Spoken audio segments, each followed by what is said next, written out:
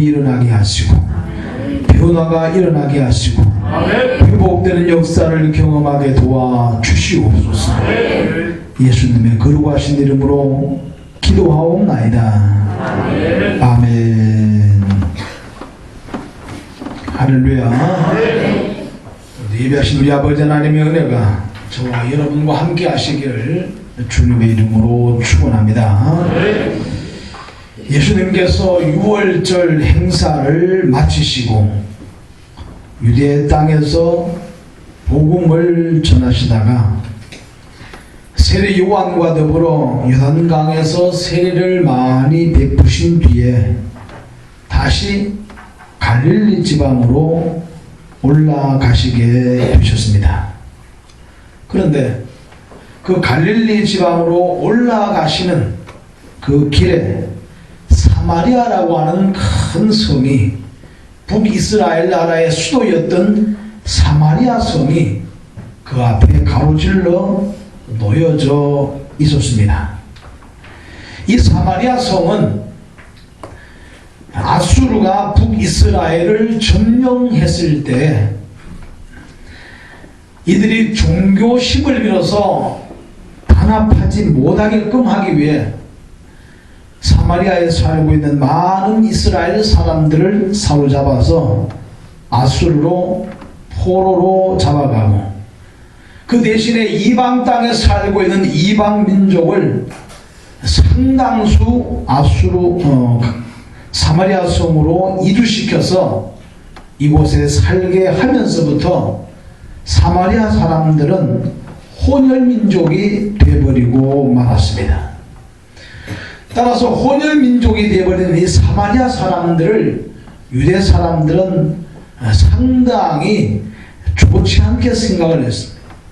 그래서 그 땅은 타락한 땅, 그 땅은 부정한 땅, 그래서 그 땅을 밟지도 아니하려고 했고 그 사마리아 사람들과는 상종하지도 아니했다라는 것입니다. 혹간 사마리아 성을 지나가는 일이 생기게 되면은 사마리아 성을 통과하고 난 다음에 발에 신발을 벗어서 먼지를 떨어버리고 갈 만큼 아주 이 사마리아 사람들과 그 땅은 유대인들에게 있어서는 경멸의 땅이 되어버리고 말았습니다. 그런데 우리 예수님께서는 당당히 그 사마리아 땅을 통과하여 지나가고 계셨습니다. 그리고 수가라고 하는 동네에 이르렀을 때 예수님께서는 피곤하여 우물 곁에 앉아 쉬시게 되었고 제자들은 그 사이에 먹을 것을 구하기 위해 동네로 들어가게 되었습니다. 이때 누가 이 우물 곁으로 나오게 됩니까?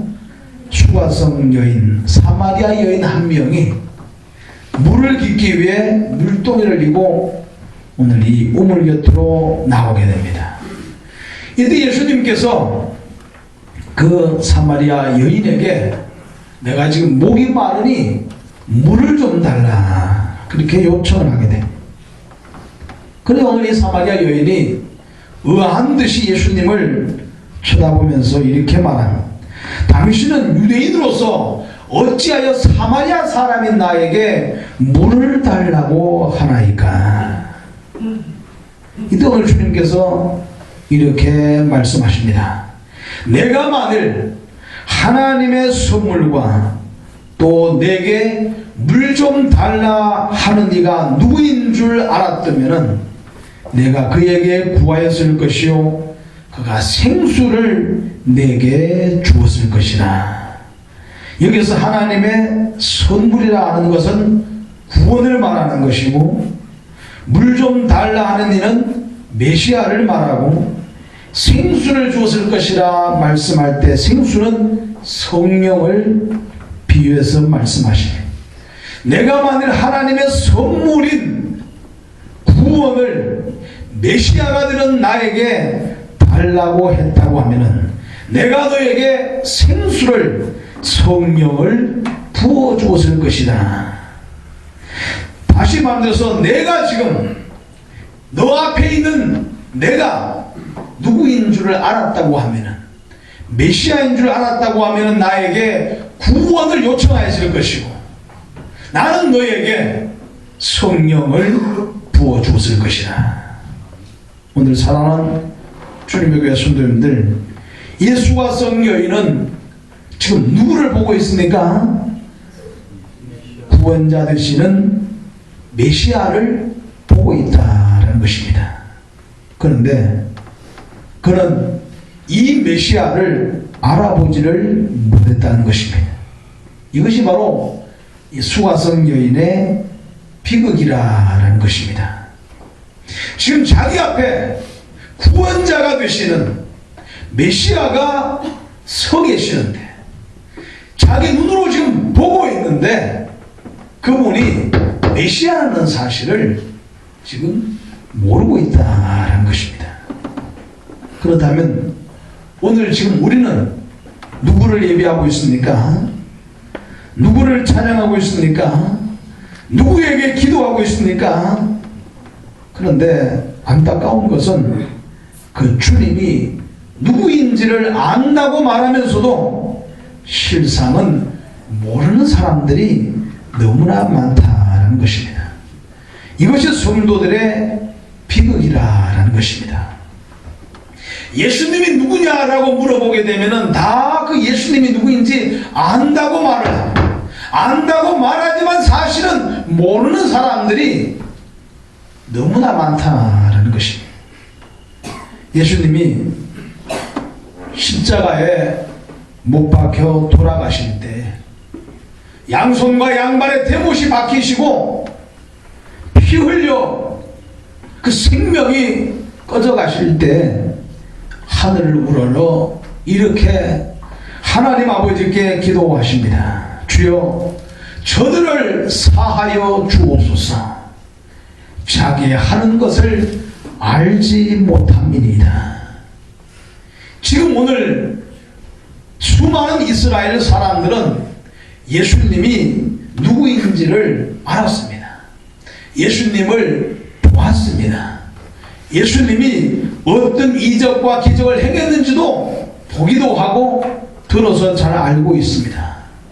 그러나 그 예수님께서 진정한 우리를 죄와 사망에서 건지고 구원하시는 메시아가 된다는 사실을 몰랐다라는 것입니다.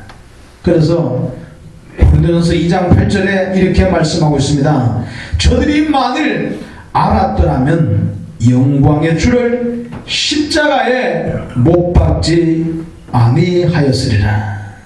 만약에 저들이 이 메시아가 구원자가 된다는 사실을 알았다고 하면은 예수님을 십자가에 못 박지 않았을 것이라.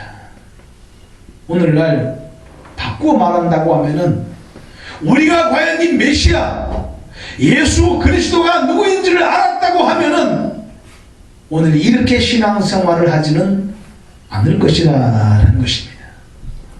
메시아를 모르기 때문에, 구원자를 모르기 때문에 이렇게 하나님을 숨기지, 알았다고 하면은 이렇게 하나님을 숨기지 아니할 것이라, 이렇게 바꾸어 말씀을 드릴 수가 있습니다. 한 주간 동안 살아오시면서 어떻게 살아오셨습니까? 얼마나 하나님을 묵상하고 얼마나 하나님의 말씀을 순종하려고 애를 썼고, 지난 주일 하나님의 말씀을 전한 감사에 대해서 얼마나 생각하면서 감사할 것을 찾아보았습니까? 얼마나 주님과 동행하려고 힘써 보셨습니까? 얼마나 그 하나님을 예배하려고, 그 하나님께 기도하려고 노력해 보셨습니까? 얼마나 그 주님과 함께 동행하기를 사모해 보셨습니까? 어쩌면은 이런 흔적들이 우리에게 많지 않다고 하면은 내가 주님을 안다고 말하지만 사실은 아는 것이 아닌 잘못 알고 있는 우리의 신앙의 모습일 수도 있다는 것입니다. 요한복음 6장에 예수님께서 베세다 들녘에서 오병이어의 기적을 행하십니다. 물고기 2마리와 보리떡 5개로 5,000명을 먹이고 12광주리가 남는 엄청난 기적을 일으키십니다. 생각지 못하게 그 베세다 들녘에 모였던 수많은 사람들이 예수님의 놀라운 신기한 이적을 통하여서 떡을 먹고 고기를 먹고 배부름을 경험하게 되었습니다. 이 사건 후에 예수님이 다시금 배를 타고 가버나움으로 가시게 됩니다. 이때 오늘 많은 무리들이 가버나움까지 따라오게 되었고 예수님을 찾아왔습니다. 그리고는 예수님께 이렇게 묻습니다. 주여, 언제 여기까지 오셨습니까? 우리가 주님을 얼마나 찾았는지 아시긴 아십니까? 그런데 언제 여기까지 오셨습니까? 이때 오늘 주님께서 뭐라고 말씀하십니까? 너희가 나를 찾는 것은 표적을 본 까닭이 아니요 떡을 먹고 배부른 까닭이다.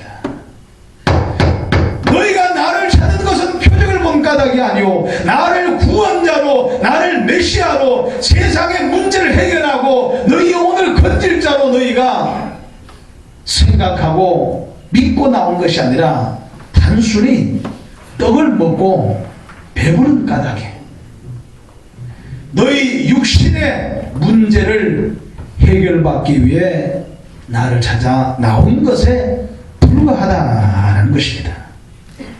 사랑하시는 혹여 나는 지금 우리 주님을 이렇게 알고 있지는 않습니까?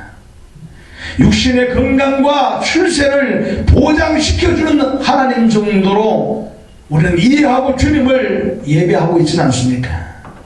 가정의 평화와 번영의 문이나 열어주는 분으로 생각하고 하나님을 믿고 있지는 않습니까?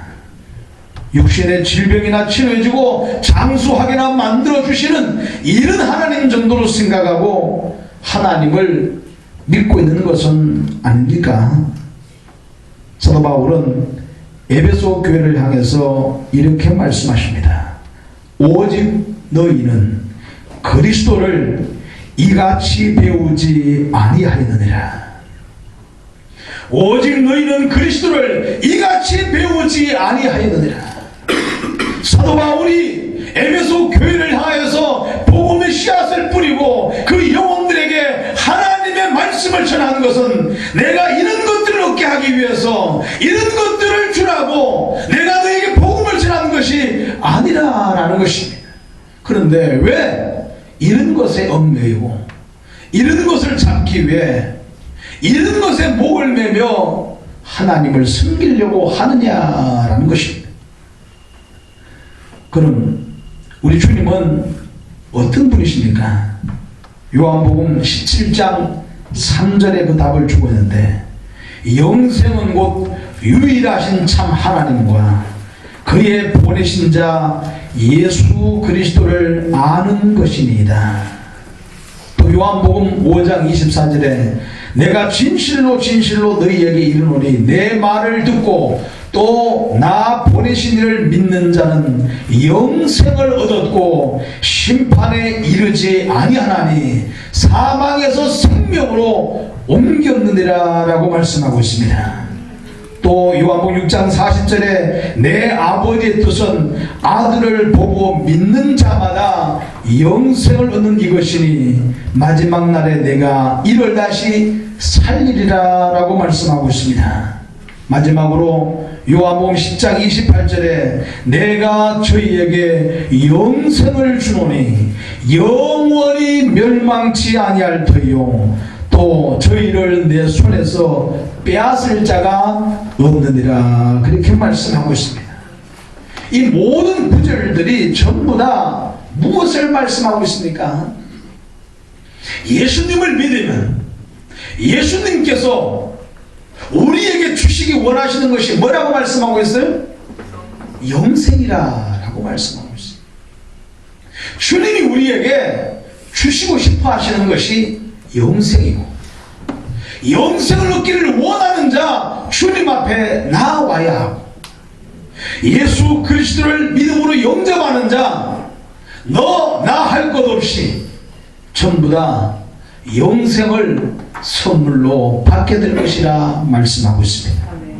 그 어디에도 육신적인 형통이나 질병의 치료나 장수나 부귀영화나 이런 것들을 주시겠다고 말씀하지 않으셨다라는 것입니다. 그런데 어째서 주님께서는 말씀도 하지 않았는데, 입도 뻥끗하지 않았는데, 어찌하여 하나님의 말씀을 우리가 곡해하고 내 생각대로 하나님 말씀을 풀어서 예수님 믿어 영생에 관해서는 무감각하고 영생은 땅바닥에 집어던져버리고 물질의 만족과 부귀 영화와 영생과 질병에서 치료받는 데만 목숨을 걸고 있느냐라는 것입니다. 주님은 아무 상관도 없는데, 그의 목적이 아닌데 그것만 붙들고 있다고 하면은 주님 마음이 얼마나 답답하시겠느냐라는 것입니다. 먹고 살만한 것이 우리 영혼을 얼마나 가난하게 만드는지를 우리가 좀 알아야 한다라는 것입니다. 차라리 먹지 못하고 입지 못하고 병들고 아프고 고통과 고난과 괴로움이 있는 것이 하나님을 더 진실하게 섬기고 영생의 소망을 두고 천국의 목적을 두고 달려갈 수 있게 만든다고 하면은 차라리 나에게 아픔을 주시고, 차라리 나에게 질병을 주시고, 차라리 나에게 가난을 주시고, 나에게 고통을 주시옵소서. 이것이 만약에 하나님께로 더 가까이 나아가게 만드는 동력이 된다고 하면은 차라리 그렇게 하옵소서. 이것이 오늘 저와 여러분들의 기도가 되어야 하지 않겠느냐라는 것입니다. 내 육신의 만족과 형통을 하나님께서 부어주시니까 이것 때문에 정말로 잡아야 될 영생을 놓쳐버리고 영생에 관해 무감각해진다고 하면은 이것은 비극이라는 것입니다. 히스기야 왕이 죽을 병에 걸려 있을 때 하나님 앞에 간절히 기도하여 그 생명을 15년을 연장받았다고 말씀하고 있습니다. 그런데 그 15년 연장받은 생명 동안에 그가 무엇을 하였는가? 자기의 가진 것을 천고에마다 쌓아놓은 금은 보화를 자랑하고 하나님 자랑하기를 잊어버리고 말았다라는 것입니다. 그런 그에게 15년의 생명이 무슨 의미가 있느냐라는 것입니다. 차라리 오늘 죽는 것이 10년을 더 살고 난 다음에 주님을 떠나고 주님을 부인하고 주의 영광 가리운다고 하면은 차라리 지금 죽는 것이 낫지 않느냐, 그 얘기인 것입니다. 지난 수요일날 잠깐 말씀을 드렸습니다마는 서울에 가면은 한국중앙교회라고 큰 교회가 있습니다. 최복균 목사님이 그 교회를 심호하고 계시다가 은퇴를 하시고 후임 목사님이 그 교회를 담임하고 계십니다. 근데 이 목사님이 벌써 연세가 80이 넘어가십니다. 그는 6.25 때 6.25 전쟁에 참전하신 분이라고 말합니다. 6.25 때 우리는 태어나지도 않은 분들도 여기 허다하게 많은데 그때 총칼을 두고 나가 나라와 민족을 지킨 분이라는 거예요. 그런 동안에 전쟁터에서 수많은 동료들이 선원들이 죽어가는 것을 눈으로 목도했다라는 것입니다. 수많은 사람이 폭탄에 맞아 총알에 맞아 전사하는 모습을 자기는 눈으로 보았는데 자기는 살아났다는 겁니다. 죽지 않고 살아났다는 겁니다. 따라서 이제부터 사는 삶은 고난이 와도 힘든 일이 있어도 어려움이 있어도 그때 이미 죽은 목숨이기 때문에 자기는 모든 것이 다 감사하더라라는 것입니다. 그러면서 일생 목회 헌신하며 교회를 믿음 안에서 잘 성장시켜내셨습니다. 그리고 은퇴하신 지 한 10년이 지나면서 해외에 나가 선교를 많이 하십니다. 근데 그분이 설교하시기를, 물론 그냥 웃자고 하는 얘기일 수도 있겠습니다만은 우리가 들어봐야 될 것이, 이제 내가 뭐 하나 부족함이 없다는 거예요. 물질의 풍요함이 있고 원하는 것은 다 할 수가 있다라는 거란 말입니다. 그러자 죽고 싶은 생각이 사라지더라. 고난이 오고 힘든 일이 있고 어려움이 있을 때는 내가 6.25 때 이미 죽은 사람이기 때문에 이 정도쯤이야 아무것도 아니다 넉넉하게 이기고 나갔는데, 모든 것이 풍족해지게 되니까 뭐든지 다 할 수 있는 그런 환경이 되게 되니까 죽고 싶지가 않더라. 80이 넘으셨는데 얼마를 더 사시려고 그런지 모르겠습니다만은 그쯤 되게 되면 이제 나는 죽어도 여함이 없다, 보통 그렇게 말씀하거든요. 그런데 죽고 싶은 생각이 사라지고 말았다는 거예요. 어쩌면 우리들도 이런 영적 불감증에 스스로 빠져들어가고 있는 것은 아닌가, 그럼에도 불구하고 깨닫지 못하고 있는 것은 아닌가. 천국의 소망을 두어야 하고 영생의 소망을 두어야 하고 그 나라에 들어가기를 사모하고 몸부림을 쳐야 되는데, 육신의 모든 것이 안정이 되고 모든 것이 풍족하게 되니까 이 땅에서 더 오래 사는 것이 목적이 되어버렸고, 할 수만 있으면은 안 갈 수 있다고 하면은 안 가고 오래오래 이 땅에 사는 것이 우리의 소망이 된다고 하면은 불행한 일 아니겠느냐라는 것입니다. 어쩌면 이 수가성 여인과 같이 예수님을 눈앞에 두고도 알아보지 못하는 영적 소경들이 더 있는 것은 아닌가. 떡이나 먹고 배부른 까닭에 육신의 만족을 채워줄 대상으로 안성맞춤이라 생각하고 지금 하나님께 예배하고 있는 것은 아닌가.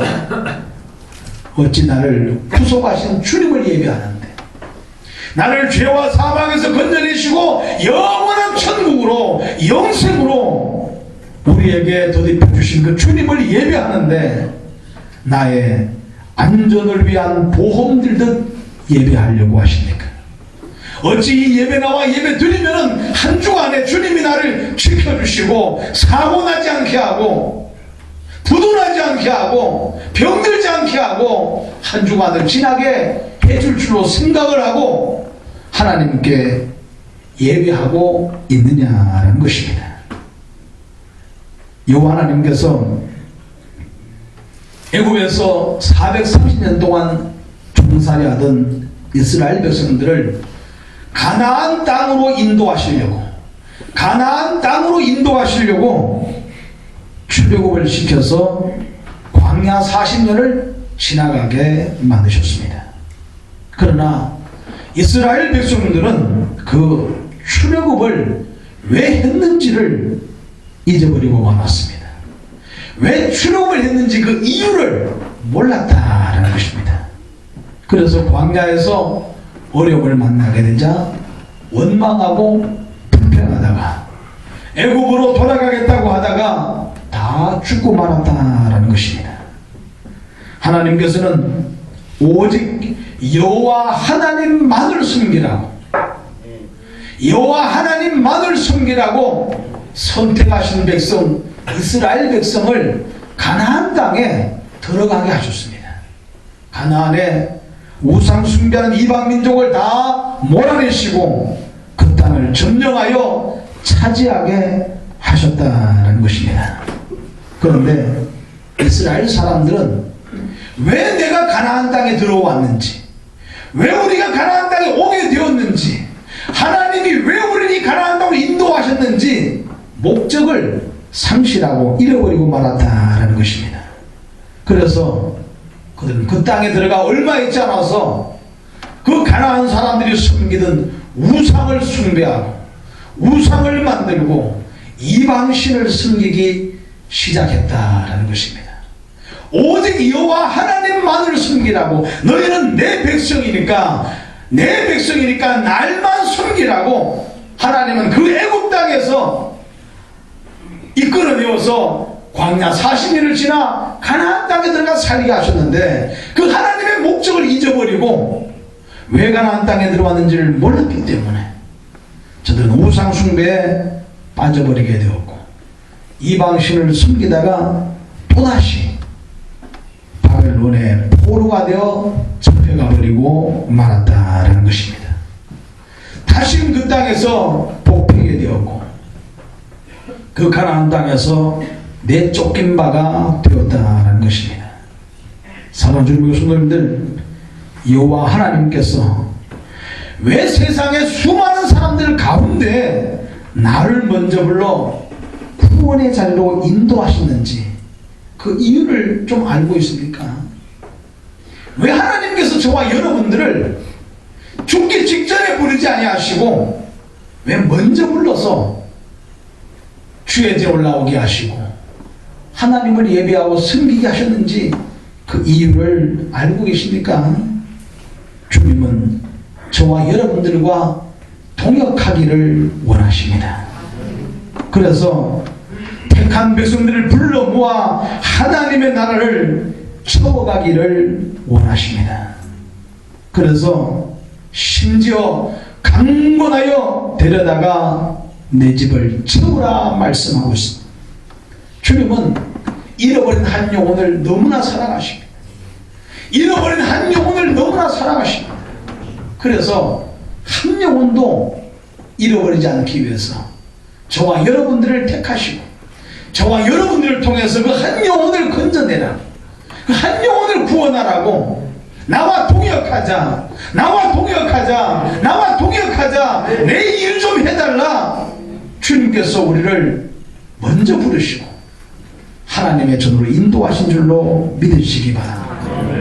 그런데 우리는 이 거룩한 사명에 얼마나 무감각한 자가 되어버리고 말았습니까? 주님을 위해 자신을 헌신하고 희생하며 살기보다는 우리는 끊임없이 주님을 이용만 하려고 합니다. 내가 주를 위해 무엇을 할까? 어떻게 사명 감당하고 쓰임 받을까? 여기에 대해서 별로 관심이 없고 어떻게 하면 주님이 내 삶을 윤택하게 해주실까? 사업을 잘되게 해주실까? 내 문제를 풀어주실까? 오직 여기에만 몰두하고 나를 위해 존재하는 주님이 되어버린 우리의 신앙생활은 아니냐라는 것입니다.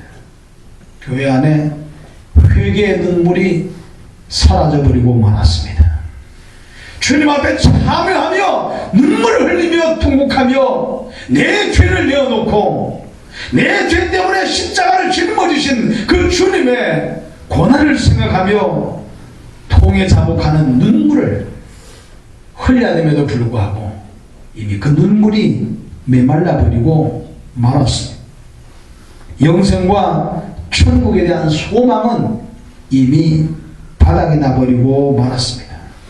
그러다 보니 교회는 점점 교회로서의 본질을 상실해버리고 말았습니다. 영적 에너지가 영혼 구원에 있는데 영혼 구원이 사라지니까 교회는 그만 힘을 잃고 쓰러져 버리고 말았습니다. 세상에 천덕꾸러기가 되어버리고 말았습니다. 그러다 보니 교회 안에는 바리새인들과 같이 형식만 남게 되었고 의식만 남게 되었고 외식만 남게 되었다라는 것입니다. 사랑하는 주님의 성도님들, 우리 주 예수 그리스도를 깊이 깨달아 아는 자 되시기를 주님의 이름으로 축원합니다. 우리 주 예수 그리스도를 깊이 깨달아 아는 자 되시기를 주님의 이름으로 축원합니다.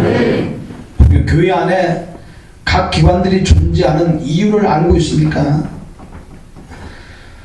세상에서 회장 해보지 못하니까 교회에서라도 해보라고 기관을 만들어 놓은 것이 아니라는 것입니다.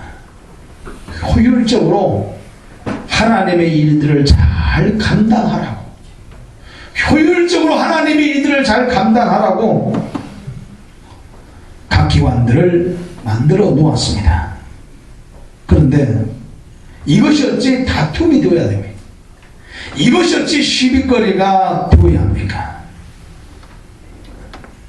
지난 금요일날 천하예배 시간에 말씀을 드렸습니다마는 11월 달이 되면은 목사는 철저하게 의리되고 성도들은 대단한 갑이 되는 것을 보게 됩니다. 그래서 교회 일 좀 해달라, 여러가지 직분들을 맡기고 사명들을 맡기려고 하면은 무조건 안 하겠다, 못 하겠다, 할 수 없다. 만약에 나에게 회장을 맡긴다고 하면 교회를 떠나가겠다, 서슴없이 말하는 사람들을 보게 됩니다. 여러분들 똑똑하면 우리가 얼마나 똑똑합니까? 알면 얼마나 많이 합니까? 다 부족하고 다 연약합니다. 그러기에 서로 마음을 맞추어 함께 주의를 이루어가고 함께 마음을 같이 모아 주의를 통역하라고 각 기관들을 묶어주었다고 하면은 누가 회장이 되고 안 되고는 중요한 것이 아닙니다.